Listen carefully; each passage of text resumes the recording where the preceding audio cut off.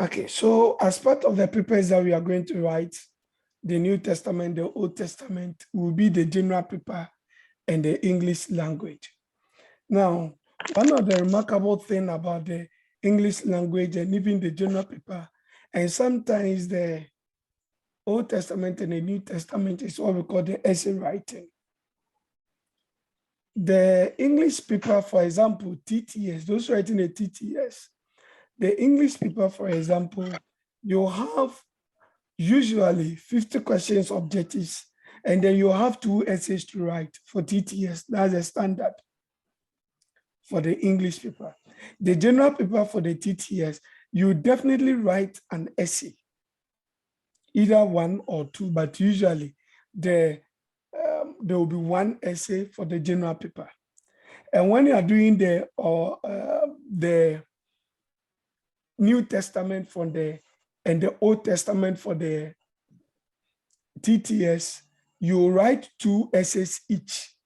At session B, you write essay, session C, you write essay.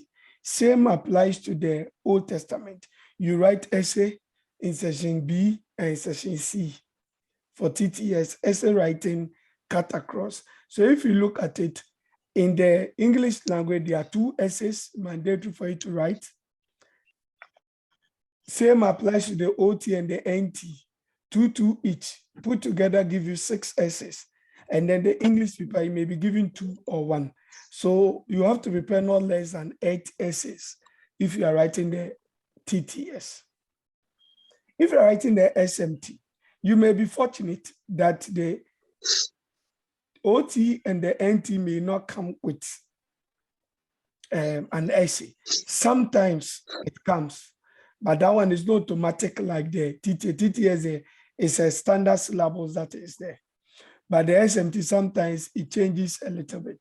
You may get an objective for 100 questions straightforward, and sometimes you may get essays.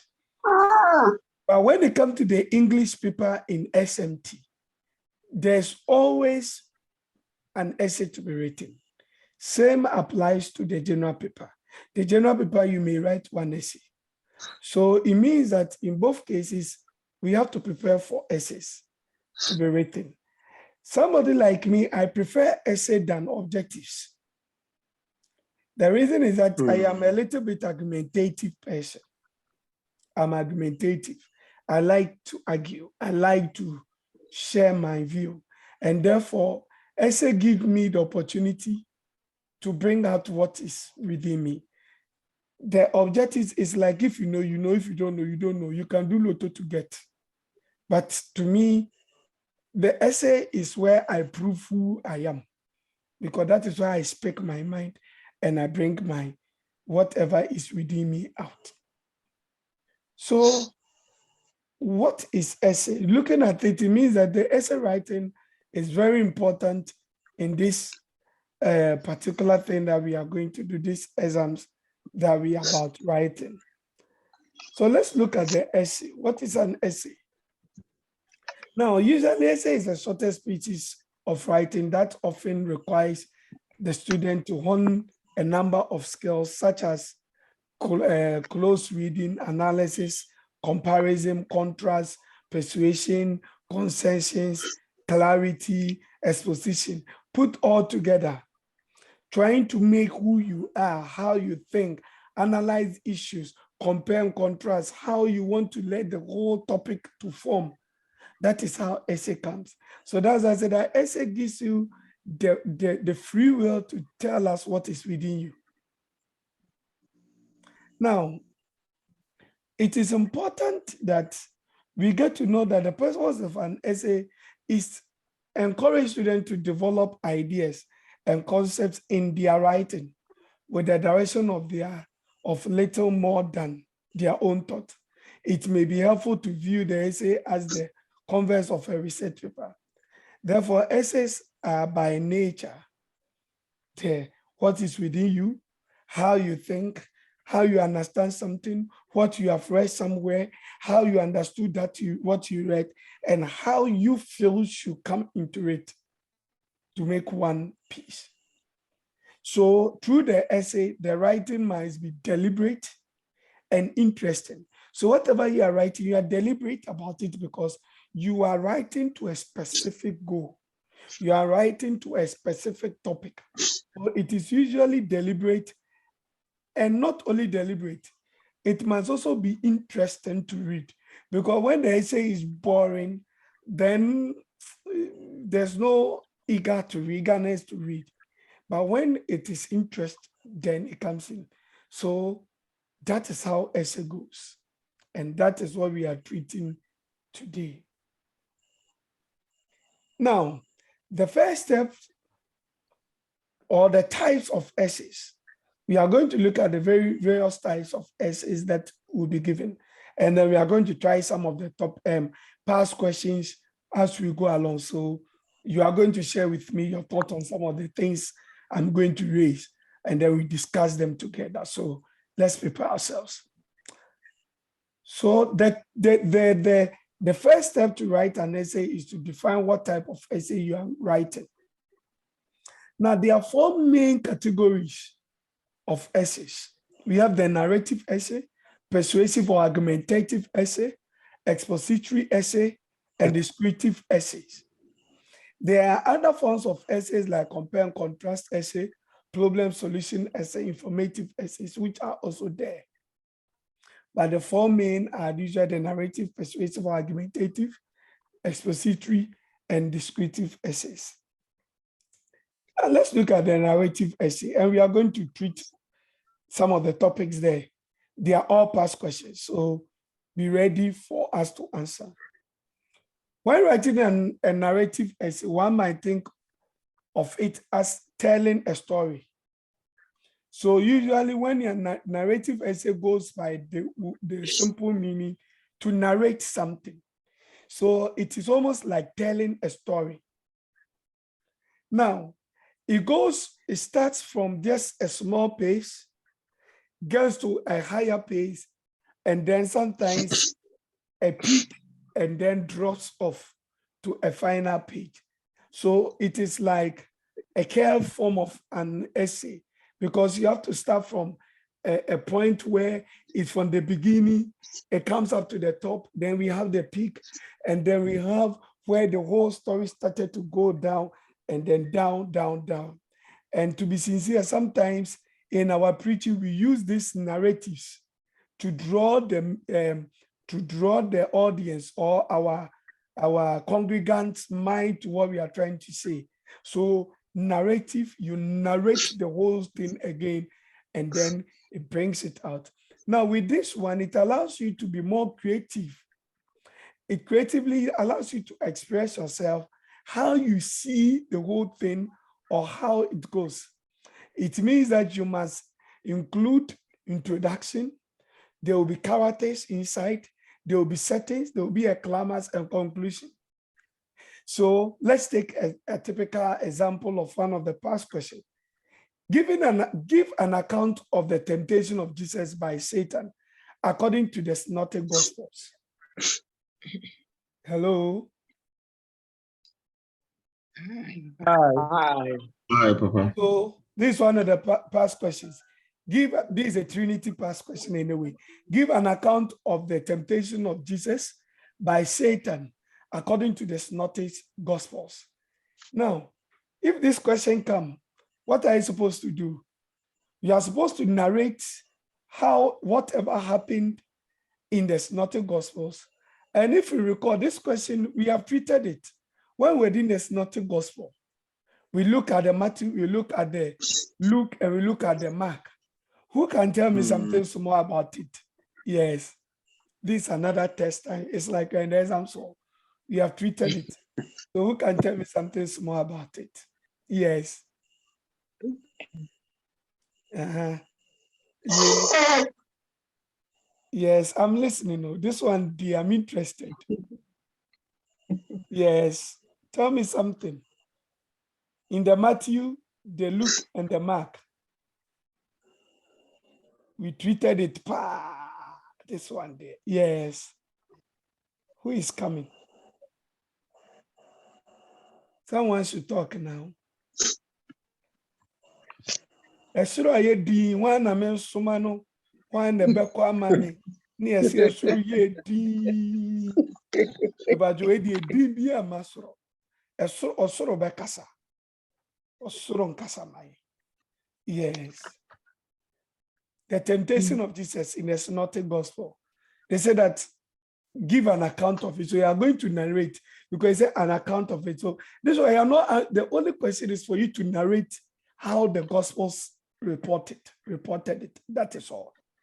So you are going to narrate it, give an account of it. So you are only to narrate it.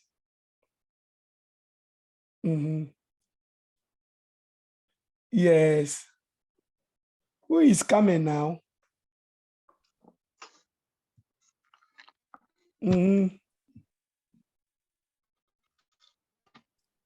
Hello. Hey. Patron, this one mau. Assemble. Yo, Mati. Anyway, let me take us back to it, and then we all look at it from there. Since Mwedi Misha Mwedi, my mentor na yes over that question. So that is how the exams will be. Okay, so let's go to. Let me pick it from there, and then we try to look at it and solve that question and see how to narrate it. Let's take our Bibles. Matthew chapter 4, verse 1 to 11, Luke chapter 4, verse 1 to 13, Mark chapter 1, verse 12 to 13. And that's the temptation narratives. And this thing, we discuss it. I'm sure when we get there, you tell me, oh, Papa, yes, it's true. Matthew chapter 4, verse 1 to 11, Luke chapter 4, verse 1 to 12, 13, Mark chapter 1, verse 13 to verse 12 to 13. Yes. Matthew.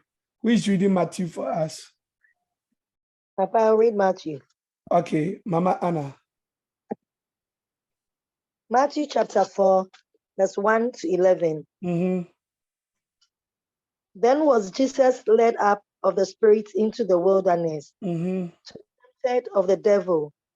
And when he had fasted 40 days and 40 nights, he was afterward hungry. And when the tempter came to him, he said, if thou be the Son of God, command the stones so that I can eat it. But he answered and said, it is written, man shall not live by bread alone, but by every word that proceeded out of the mouth of God. Then the devil taketh him up into the holy city, and seated him on a pinnacle of the temple, and said unto him, if thou be the Son of the Lord.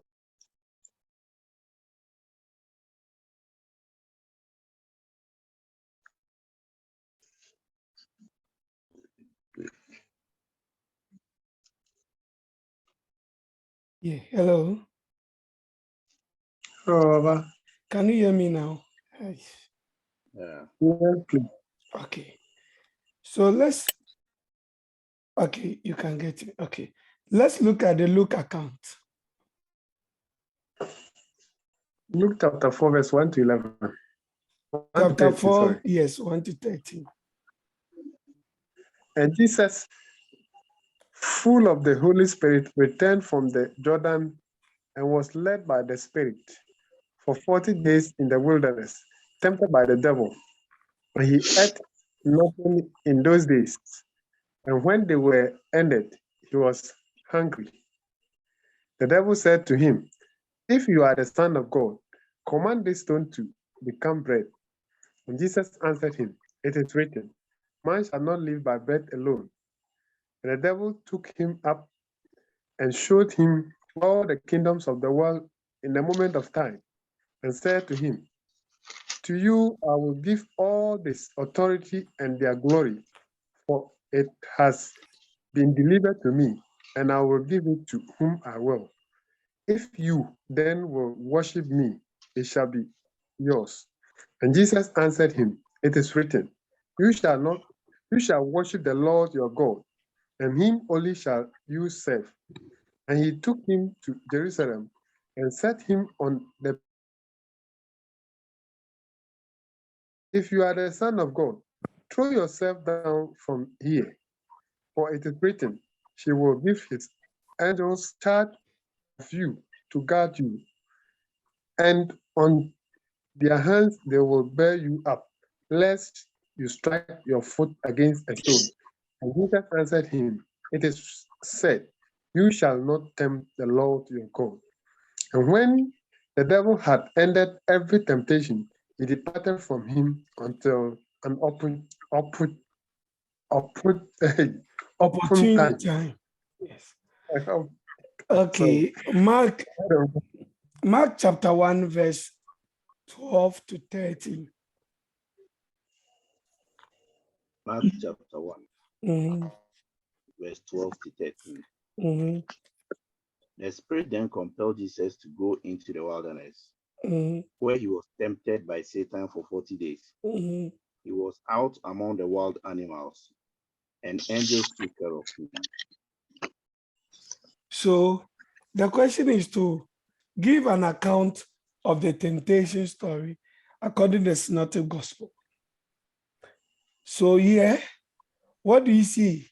You narrate what you can find. That means that the first step for you to do is to identify where the Bible passages can be found. And to identify where the Bible passages, so the first attempt to answer the question would be the temptation narratives according in the Synoptic Gospel, or you can even start by saying the Synoptic Gospels are Matthew, Mark, and Luke. They are called synoptics because, I don't know what, that would be your introduction, because they can be viewed on the same parallel line, and then they seem to have certain things in common, even though there are some differences. In the Matthew account, the temptation story or narrative can be found in Matthew chapter 4, verse 1 to 11. In the Luke account, it can be found in chapter 4, verse 1 to 13. In the Mark account, it can be found in chapter 1, verse 12 to 13. I don't know whether now you see where we are getting the whole thing from. Then you go straight forward. In the Matthew account, the temptation story has Jesus fasting for 40 days, then blah, blah, you narrate it in a simple paragraph. You summarize it. Oh, okay. You summarize the Luke account. You summarize the Mark account. Do you get it? What you know, because eventually you cannot narrate it word by word. If you are able to narrate it word by word, your paper, you'll be suspected. Yeah, because you have copied. Yes. And that's one trick I have to tell you. So it is just like you are giving the story. Now, the questions you are being asked, the whole thing is for them to know whether you even know it at all. So the fact that you have been able to identify what the Synoptic Gospel is, the fact that you have been able to list them and to give where even the verses are, you are good to go. You have a good mark there for the intro. So the body now, you take them one after the other. After giving the summary of it, the best thing for you to do is to give where there are similarities. That will be your next paragraph. If you have time, after giving the narrations. So the narration shouldn't take you too long. At least make sure that you narrate it, you know the story. Then after giving the similarities, yes, Jesus 40 days, Satan came to tempt him. The whole thing seems the same thing. But you need also to look at the differences. When you look at the story, for instance, Mark doesn't have anything to say about it. It's just that Jesus was tempted for 40 days in the wilderness and wild beasts took care of him. That's all. But the Luke Yes, account and the Matthew account seems to give details. That's why yesterday I was telling you that the Luke and the Matthew seems to give details of what Mark wrote. Here you get to know that the Luke's account, the second temptation, for instance, manages to be the third temptation in Matthew. Let's look at it. What is the second temptation according to Luke? The Luke account.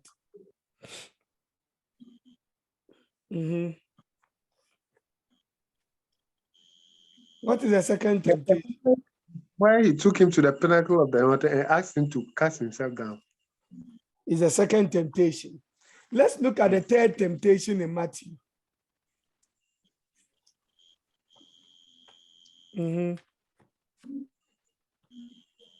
Matthew says he threw himself. Yes, Mama, you are listening. Matthew 3rd and then Luke 2nd. Yes. So where are you reading from the Matthew? I want you to give the verse so that everyone follows. Which part is the Matthew 3rd?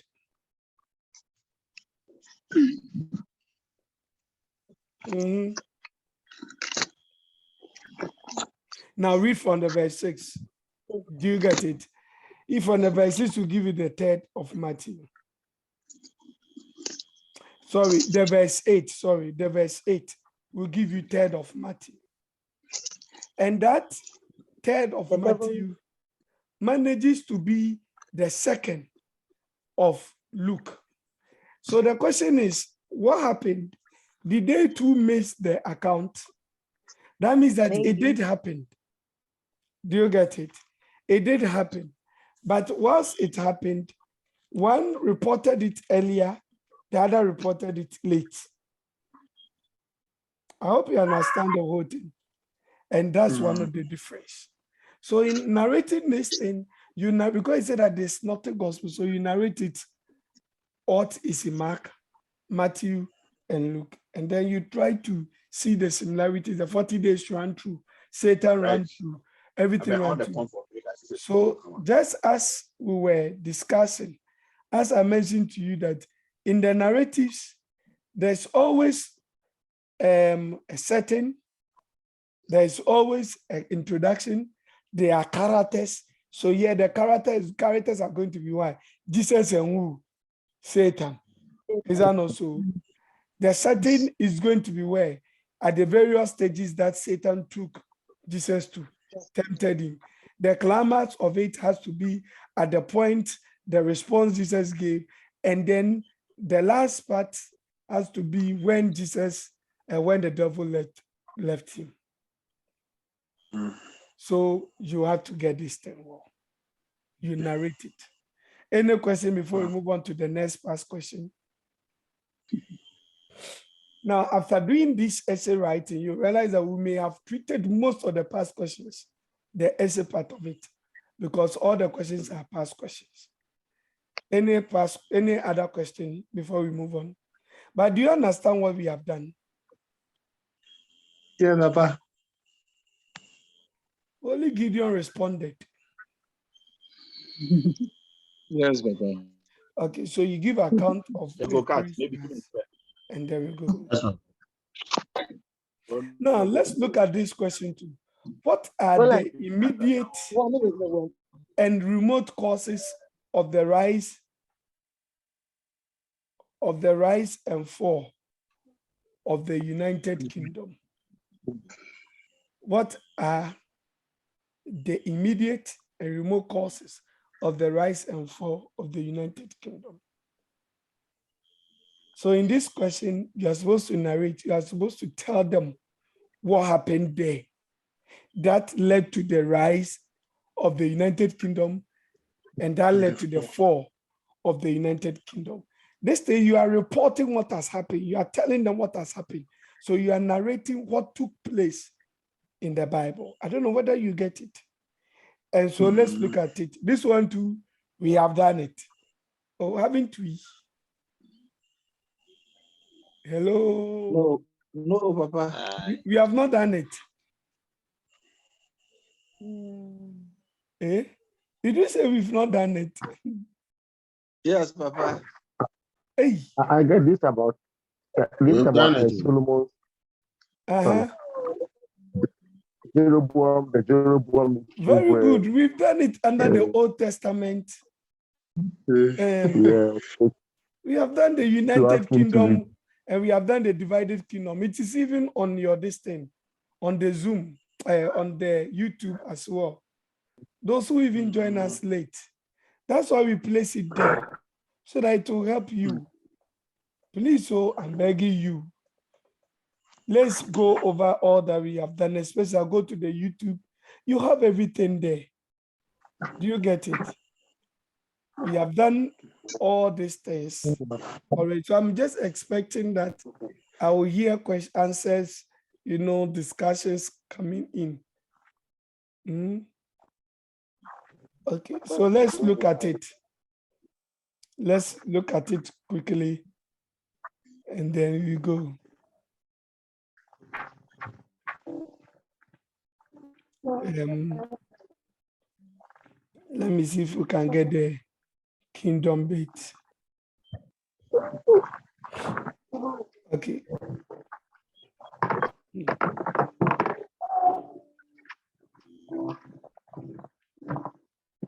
So let's look at the kingdom. In answering this question, when we say the remote causes, what are the remote causes?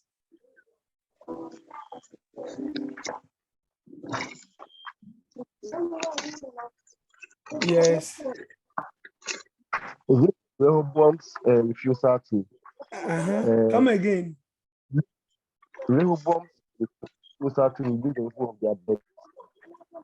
He said Rehoboam did what? I can't hear the last part. What would be the remote cause?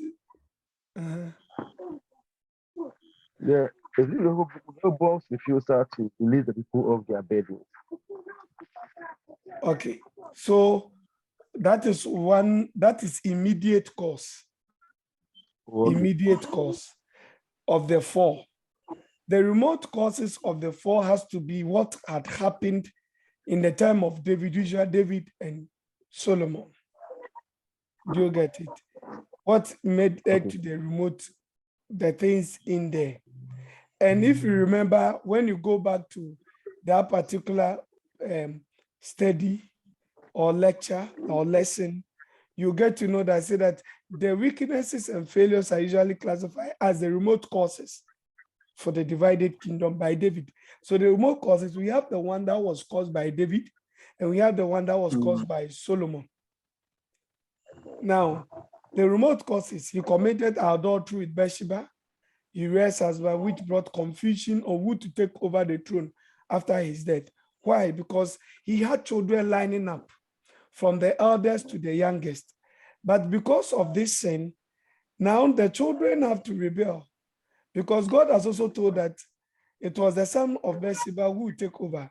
However, the other sons of David also felt like it was their time. Solomon was quite young.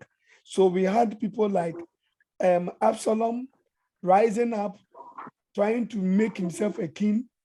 And then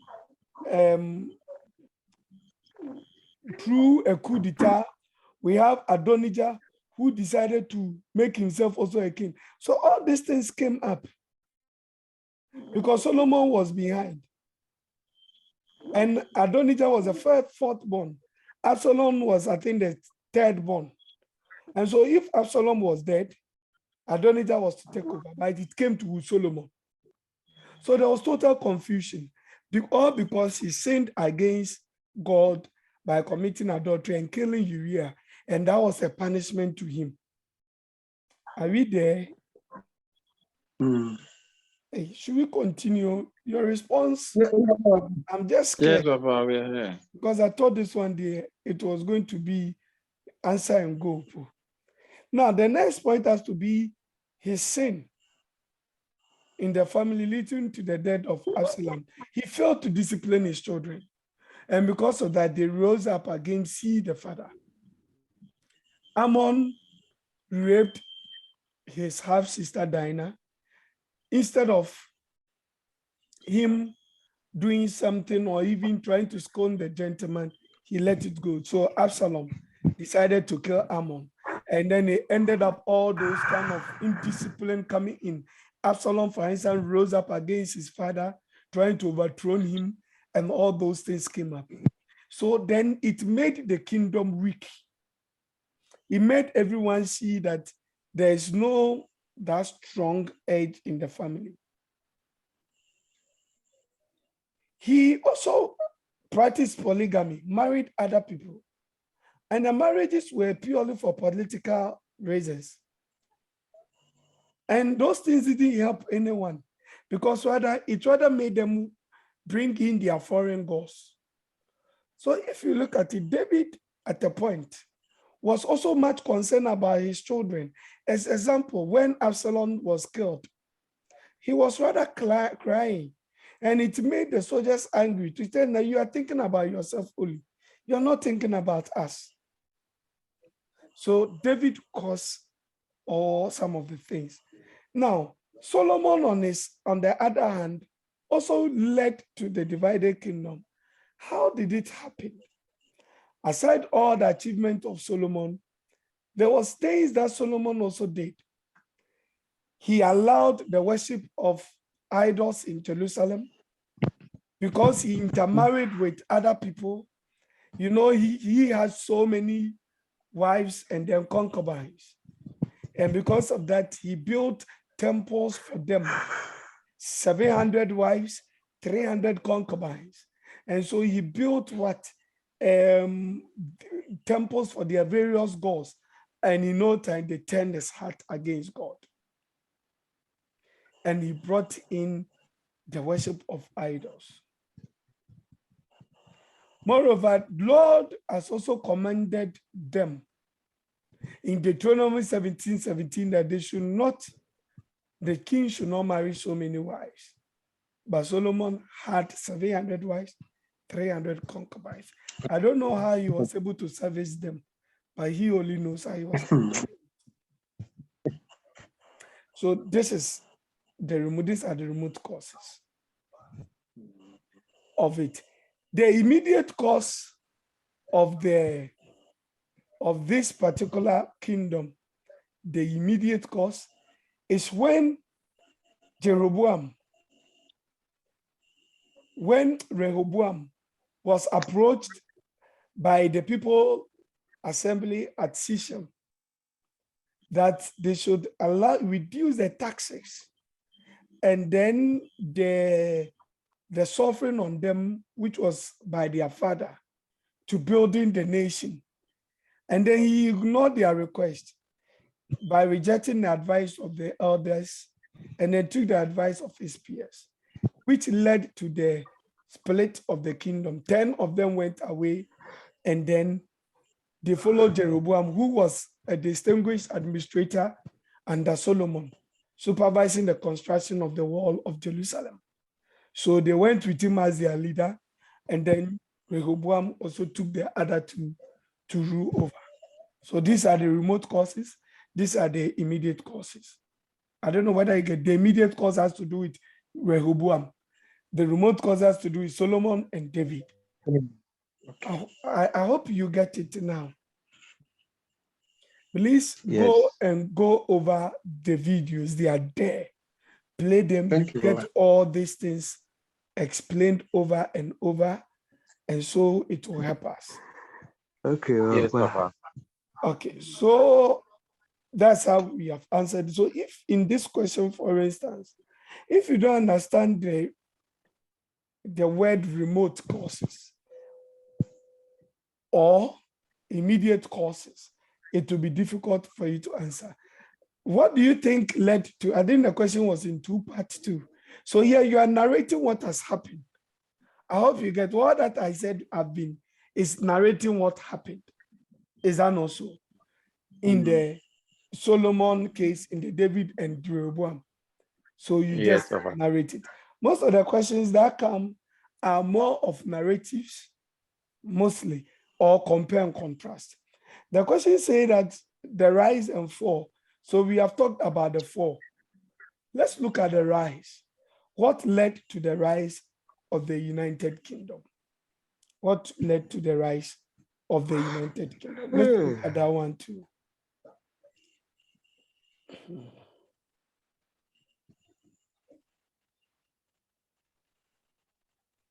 Okay.